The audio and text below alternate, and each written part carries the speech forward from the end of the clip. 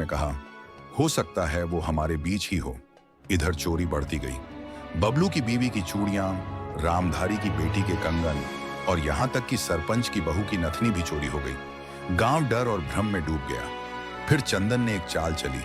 उसने पूरे गांव के सामने कहा कि उसके पास गंगा की खरीदी हुई एक कीमती चैन है जो वो अलमारी में रखेगा। ये सुनकर सब चौंक गए। अरे, चंदन के पास सोना कहां से आया? लेकिन ये बात प्रिय को कुछ ज्यादा ही चुभी। उसी रात चुपचाप खिड़की खुलती है। एक साया भीतर आता है, अलमारी की ओर बढ़ता है। तभी आवाज आती है, रुक जा। चंदन और गंगा सामने खड़े होते हैं।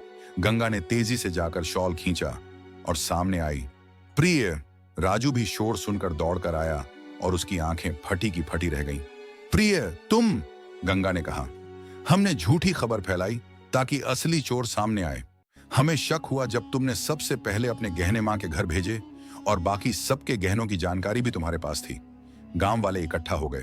प्रिय ने रोते हुए कहा, माफ कर दो, मुझे लालच ने अंधा कर दिया था। राजू गुस्से में आग बबूला था। तुमने हमारी इज्जत मिट्टी में मिला दी। गहने वापस दिए गए। गांव में जश्न सा माहौल बन गया। सबने चंदन की तारीफ की। सरपंच ने कहा, पता नहीं जासूस आया या नहीं, पर जिसने ये चोर पकड़ा वो असली हीरो है। चंदन मुस्कुराया और बोला, जिंदगी में कभी भी किसी को कमजोर मत समझो।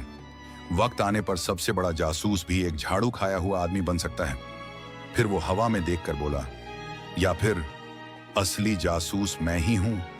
और वहां सन्नाटा छा गया। गंगा ने मुस्कुराकर उसका हाथ पकड़ा और पहली बार चंदन को गर्व से देखा। सीख, हर इंसान के अंदर एक काबिलियत छुपी होती है। वक्त आने पर वही सबसे बड़ा हथियार बनती है।